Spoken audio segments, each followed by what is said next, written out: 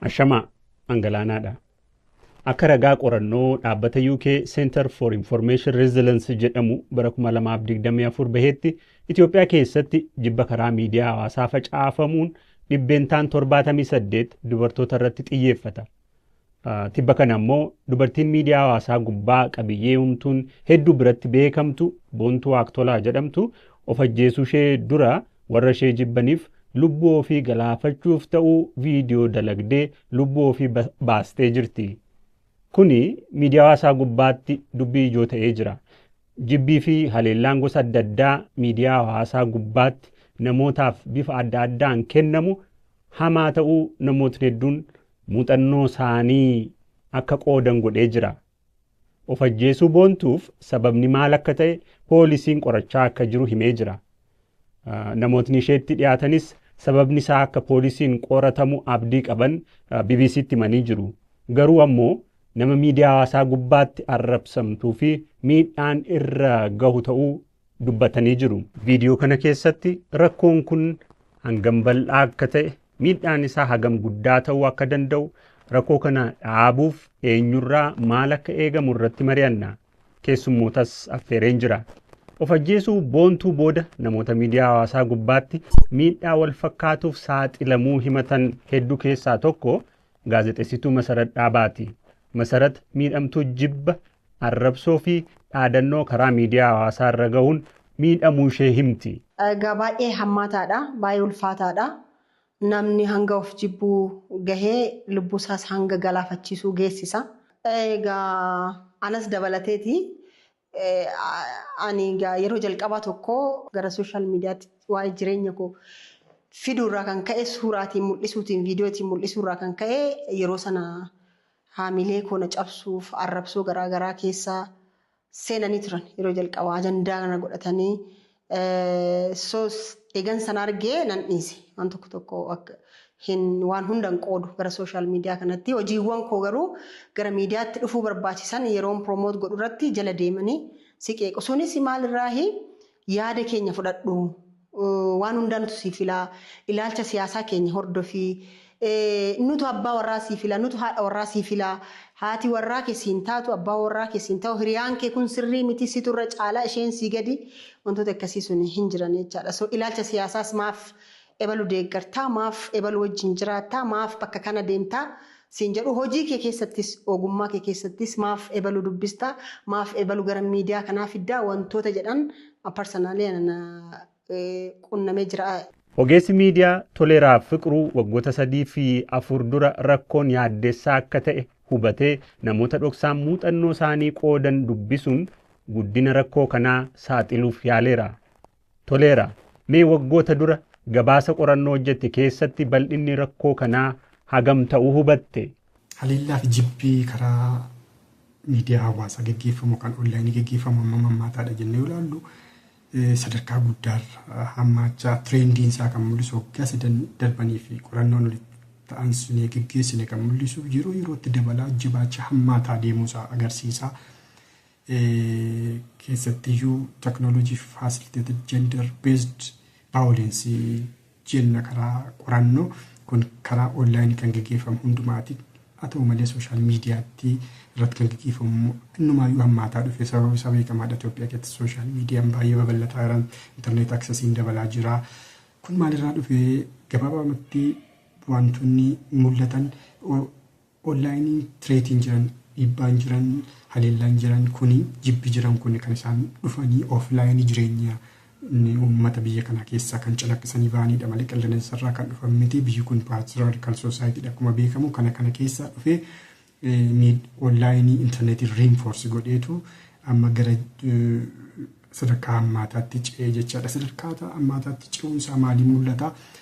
Qorannoowwan dookumentii ta'an keeziiwwan hedduun dookumentii ta'an fakkeenyaaf namoota waggoottan kana keessatti dubartoota dhimma kanaaf saaxilamanii danda'u jedhame intarviiyuu ta'an keessaa harki 52 kan ta'anii sireesii kan ta'e haleellaan akka isaan irra ga'e karaa jibbaa karaa gama garaagaraatiin haleellaan onlaayinii isaan irra ga'e balaa biraa dhaqqabsiisuu isaa agarsiisa. Keessattiyyuu offline waan agarru kun online waan agarru kun gara offline dhufa. Inni cimaan tokko kan argaa jirru jechuudha. Dhiibbaa guddaa geessisaa jennee kan ittiin beeknu tokko gara jireenya isa dhugaa keessatti calaqqisa dhufe. Ofii jibbii fi doorsisa dabalatee miidhaa gama miidiyaa hawaasummaan namarra ga'u seeratti dhiyeessuun xiqqeessuun danda'amaa? Toleeraan gabaasa qorannoo amma dura gaggeesse keessatti miidhamtootni qaamolee seera kabachiisan irraa deebii gahaa akka hin arganne himuu ibsee jira. Kan biraan tokko Itoophiyaa keessatti kan argamu misjoonistik kan tureet kan jennu kan jibba dubartootaa irratti xiyyeeffatamee kan hojjetamu. Kunillee baay'inaan dookumentii ta'eera. Kun sababa garaagaraa dhufuu danda'a garuu kun Itoophiyaa keessatti baay'inaan kan dookumentii ta'an keessaa saayibar buuliingiin beekamaadha. Biyya kamittuu hin jiraas biyya kana keessatti bal'inaan hin agarre jechuudha. Warra gosa garaagaraatu jira.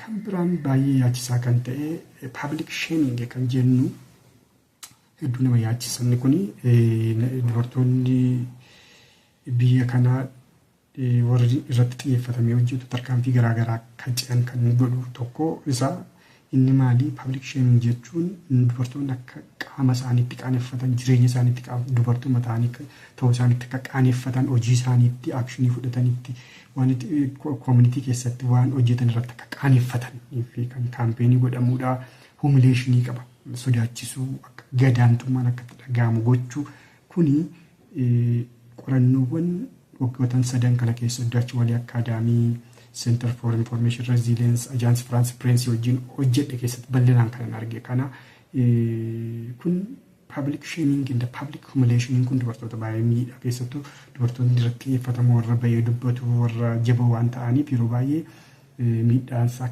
practically karaa offline mul'ata online qofatu hin ta'in jireenya isaanii isa kallattiin jiru keessattis baay'ee mul'ata jechaadha. Ogeettii seeraa akka taate Elsaabeet Asaffaa dhimmi kun seeraan akkamitti akka ilaalamu nutti himti. Preemptive measure isa jennuun rakkoon tokko materialize osoo hin godhiin of eeggannoo abbaa sanaatiin wantoonni hambisuu dandeenyu yoo jiraate of eeggannoo taasisuu fi haala itti fayyadama sooshaal miidiyaa keenyaa fooyyeffachuu qabna kaalcharii isaanii jechuudha tokkoffaan. Inni lammataa immoo gochoonni kun yeroo baay'ee seerota garaagaraa keessatti akka gocha yakkaatti tumamanii kan jiranidha. Seera yakkaa keessatti illee akka gocha yakkaa tumamee taa'ee jira.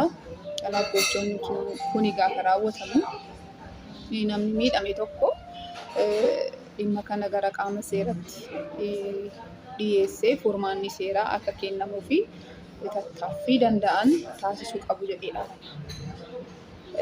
Kana caalaa immoo dhimma kanarratti namni hubannaa argachuu qaba yaada. Sooshaal miidiyaa irratti namni bakka ragaan hin jirretti bifa barbaadeen socho'a waan ta'eef gocha barbaade raawwatee achii immoo feek akkaawuntii duuba taa'anii gocha garaagaraa raawwatan waan ta'eef ta'ee jedhanii nama miidhuudhaaf illee namoonni feek akkaawuntii uummatanii sooshaal miidiyaa kanarratti socho'anis waan jiraniif namoota akkasii kanarraa of eeggannoo taasisuufis ta'ee namoonni biraa akka of eeggannoo taasisan eeruudhaaf yookiin gargaaruudhaaf hubannoon haala itti fayyadama sooshaal miidiyaa hawaasni kun qabu dargaggoon kun qabu sirriitti fooyya'uu qaba jedhee yaada.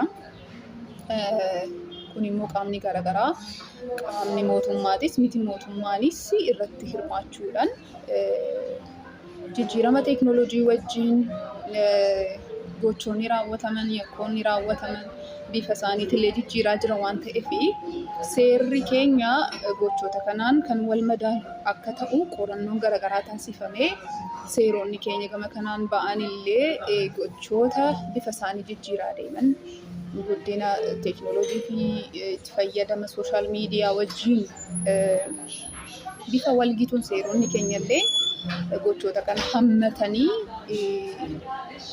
sirna haqa kennisiisuu kanarratti hojjechuun dirqama ta'aa jedheetiin amanaa. Gama biraatiin gama qaama mootummaatiin immoo seerri amma jiru kallattiidhaan haleellaa fi miidhaa sooshaal miidiyaa kanarratti raawwatamu kabar kan gochuu danda'u jedhee hin amanuu. Kanaaf gama kanaan seerri gocha kana sirriitti haguuggii kennee haalli madaallii ragaatiis haalli immoo namoota feek akkaawuntii duuba ta'anii gocha yakka akkasii kana raawwatan bifa kamiin saaxilamuu danda'u jedhu irratti seerri cimaan ba'uu danda'u qaba. Sarviis proovaayidaroota sooshaal miidiyaa yookaan immoo tajaajila sooshaal miidiyaa dhaabbileen tajaajila sooshaal miidiyaa dhiyeessanis itti gaafatamummaa guddaan akka irra jiru sirriitti hubachiisuu fi seerri gama kanaan jiru akka cimuu fi kallattiidhaan raawwatiinsa akka qabaatu taasisuu irratti hojjetamuu qaba jedheen amanaa. Kan ammoo fakkeenyoota garaagaraa irraa barachuu dandeenya addunyaa irratti. Awustiraaliyaan gama kanaan seera fooyya'aa ta'e yookiin eegumsa fooyya'aa ta'e kenniti. Kanaaf eegumsa daa'imman dabalatee seera baay'ee strict ta'e baay'ee cimaa ta'e raawwattoota gocha kanaa sirriitti adabuu fi barsiisuu danda'u qaban jechuudha. Biyyoota akkasii kanarraa muuxannoo fudhachuudhaan seerota keenyallee fooyyeessuun yookiin yakkoota gama kanaan raawwatamaa jiranii fi ammallee raawwataman gara seeratti dhiyeessinee sirnaan haqni akka kennamuu fi taasisuudhaaf seera nu dandeessisu irratti bifa qoratameen konsalteeshinii garaagaraa geggeessuudhaan seerota keenya irratti illee hojjechuu qabna jedheen amanaa jechuudha gama kanaan. Dhugumaa haleellaa fi miidhaa onlaayinii ga'u kana seeronni nuti qabnu seerri biyyi kun qabdu kana adrees gochuudhaaf rakkoo akkasii hiikuudhaaf hin gahaa kan jedhu ilaalamuu qaba. Inni beeknaa seerri tokko jiru seerri kompiitaraa jira seerri heet ispiichii jira biyya kana keessa ani yoo dhiyeenyaan nan beekaa warri kun garuu gahoo miti. Sababni isaa teknooloojii facilitated gender based violence kan jennu kun trendii amma emerge godhe yeroo dhiyeenya keessa kan dhufe trendiin isaa immoo haala ariifachiisaadhaan kan guddataa deemu kan dabalaa deemu biftii fi gosti miidhaa kan haleellaa kanaallee guyyaa guyyaatti jijjiiramaa deema waan akka artificial intelligence.